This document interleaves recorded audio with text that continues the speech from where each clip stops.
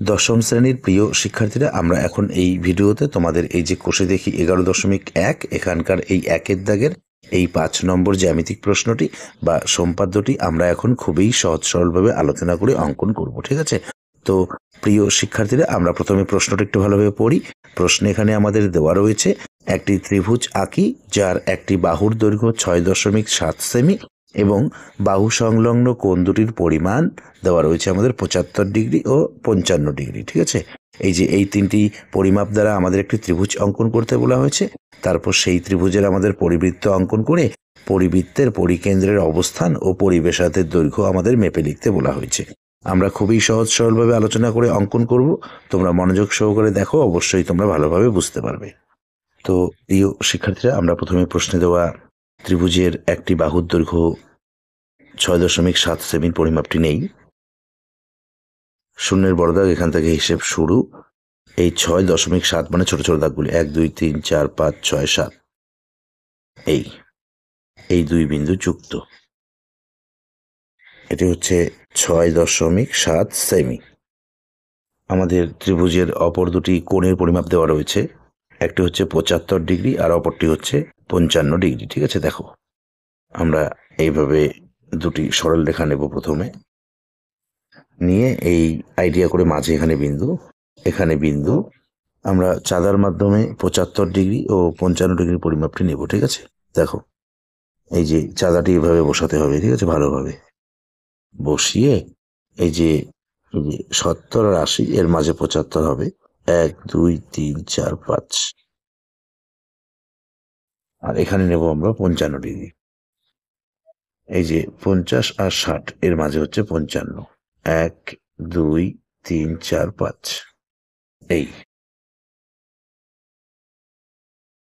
এদিকে আমরা রশ্মি এঁকে দেব, এইদিকেও তাই, এদিকেও রশ্মি এঁকে দেব। এটি হচ্ছে 75 ডিগ্রি, এখানে আমরা কোণ এঁকে দেব। এরপর এখানেও এঁকে দেব 55 ডিগ্রি। এখানে এটি হচ্ছে 75 ডিগ্রি, এটি হচ্ছে 55 ডিগ্রি। এখন আমরা এই খাতার পেজের মাঝে, ঠিক আছে, এখানে আমরা একটি রশ্মি অঙ্কন করব। তো রশ্মিটি আমরা অবশ্যই 6.7 সেমির থেকে বেশি নেব। আমরা প্রায় 12 সেমির মতো নিলাম। বাঁ দিকে বিন্দু, নাম দেব বি। ডান দিকে রশ্মির চিহ্ন, বিন্দু করে নাম দেব এক্স। এখন আমরা পেন্সিল কম্পাস দিয়ে প্রথমে এই 6.7 সেমির পরিমাপটি নেব। ঠিক আছে, দেখো এই যে এভাবে নিয়ে এই বি বিন্দুতে বসাবো, বসিয়ে এক্স রশ্মির ডান দিকে এখানে বৃত্তচাপ কেটে নেব। এই যে এখানে বিন্দু উৎপন্ন হলো, এই বিন্দুর নাম দিই আমরা সি। এখন আমরা এই বি বিন্দুতে এখানে প্রথমে এই 75 ডিগ্রি কোণটি অঙ্কন করব। ঠিক আছে, দেখো তার জন্য আমরা প্রথমে পেন্সিল কম্পাস দিয়ে এই দুই বিন্দুর দৈর্ঘ্যের পরিমাপ নেব। ঠিক আছে, দেখো এই যে এইটুকু নেব। ঠিক আছে, নিয়ে এই বি বিন্দুতে বসাবো, বসিয়ে একটি অর্ধবৃত্তাকার চাপ নেব। এরপর 75 ডিগ্রির এই দুই বিন্দুর দৈর্ঘ্যের পরিমাপ নিতে হবে। দেখো ঠিক আছে, এই দুই বিন্দুর দৈর্ঘ্যের পরিমাপ নিতে হবে। নিয়ে এই যে এখানে বিন্দু উৎপন্ন হয়েছে, এখানে বসাতে হবে। বসি এই উপরের বৃত্তচাপের উপরে একটি বৃত্তচাপ।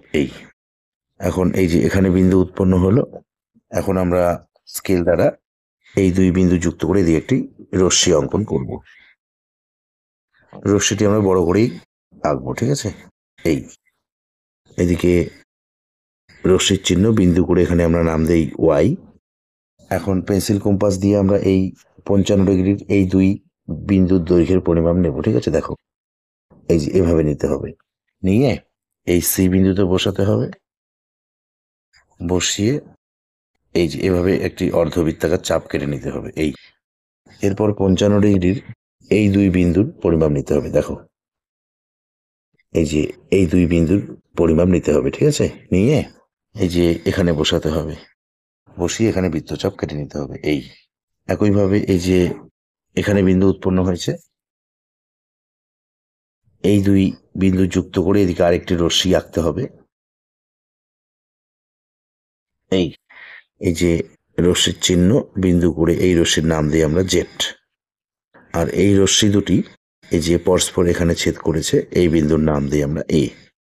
এটি হচ্ছে 75 ডিগ্রি, এটি হচ্ছে 55 ডিগ্রি, আর এই বাহুটি হচ্ছে 6.7 সেমি।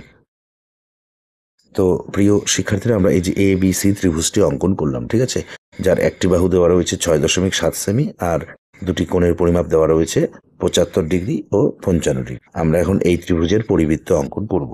তো পরিবৃত্তটি অঙ্কন করার জন্য আমরা এই ত্রিভুজের এ বি আর বিসি বাহু দুটিকে সমদ্বিখণ্ডিত করব। দেখো, পেন্সিল কম্পাসের কাঁটাটি প্রথমে সি বিন্দুতে বসাবো, বসিয়ে আমরা বিসি বাহুর দৈর্ঘ্যের অর্ধেকের বেশি নেব। এই যে এভাবে নিয়ে আমরা এখানে উপরে একটি বৃত্তচাপ কাটবো এবং নিচে একটি বৃত্তচাপ কাটবো। এই পরিমাপটি আমরা এই বি বিন্দুতে বসাবো। উপরের বৃত্তচাপের উপর আরেকটি বৃত্তচাপ এবং নিচের বৃত্তচাপের উপর আরেকটি বৃত্তচাপ। এই যে এখানে বিন্দু উৎপন্ন হলো এবং এখানে বিন্দু উৎপন্ন হলো, এই দুই বিন্দু আমরা যুক্ত করে দেব। এই একইভাবে আমরা এই এ বি বাহুকেও সমদ্বিখণ্ডিত করব। তার জন্য পেন্সিল কম্পাস দিয়ে আমরা এ বি বাহুর দৈর্ঘ্যের অর্ধেকের একটু বেশি নেব। এই যে এভাবে নেওয়া হলো, ঠিক আছে। নিয়ে বি বিন্দুতে বসানো রয়েছে পেন্সিল কম্পাসের কাঁটাটি, বাঁ দিকে বৃত্তচাপ এবং ডান দিকে বৃত্তচাপ। এই পরিমাপটি আমরা এই এ বিন্দুতে বসাবো, বসিয়ে এই বাঁ দিকের বৃত্তচাপের উপরে আরেকটি বৃত্তচাপ এবং ডান দিকের বৃত্তচাপের উপরে আরেকটি বৃত্তচাপ। তো এখানে স্পর্শ করলো না, আমরা আর একবার বি বিন্দুতে বসিয়ে কেটে নিই। এই একইভাবে আমরা এই বিন্দু আর এই বিন্দু যুক্ত করে দেব। এই বিন্দুর নাম দিই আমরা পি, এই বিন্দুর নাম দিই কিউ, এই বিন্দুর নাম দিই আর, এই বিন্দুর নাম দিই এস। তো প্রিয় শিক্ষার্থীরা দেখো, এই যে বিসি বাহুর সমদ্বিখণ্ডক আর এবি বাহুর সমদ্বিখণ্ডক, এই দুটি সমদ্বিখণ্ডক পরস্পর এই যে এখানে ছেদ করেছে, এই বিন্দুর নাম দেব আমরা এখানে ও। একইভাবে আমরা এখানে এই ও আর বি বিন্দু যুক্ত করে দেব। এখন আমরা পেন্সিল কম্পাস দিয়ে এই ও আর বি দৈর্ঘ্যের পরিমাপ নেব, ঠিক আছে। এই যে এভাবে আমরা ও আর বি দৈর্ঘ্যের পরিমাপ পেন্সিল কম্পাস দিয়ে নেব। নিয়ে আমরা পেন্সিল কম্পাসের কাঁটাটি এই ও বিন্দুতে বসিয়ে রাখবো। রেখে আমরা এখানে পরিবৃত্তটি অঙ্কন করব।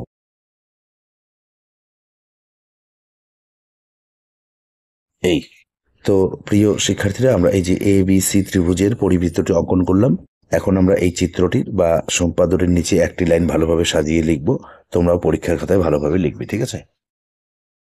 সুতরাং এ বি সি ত্রিভুজের পরিবৃত্ত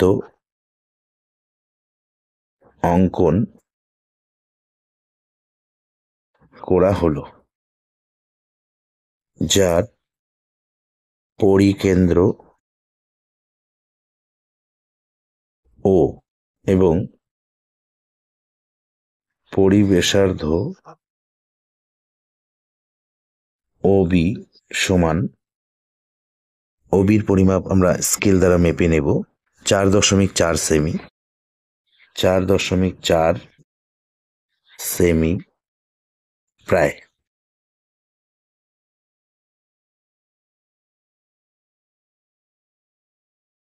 তো প্রিয় শিক্ষার্থীরা, নিশ্চয়ই তোমরা এই জ্যামিতিক চিত্রটি বা সম্পাদ্যটি অঙ্কন করার পদ্ধতিটি ভালোভাবে বুঝতে পেরেছ। তো এই ভিডিওতে এ পর্যন্ত, ধন্যবাদ।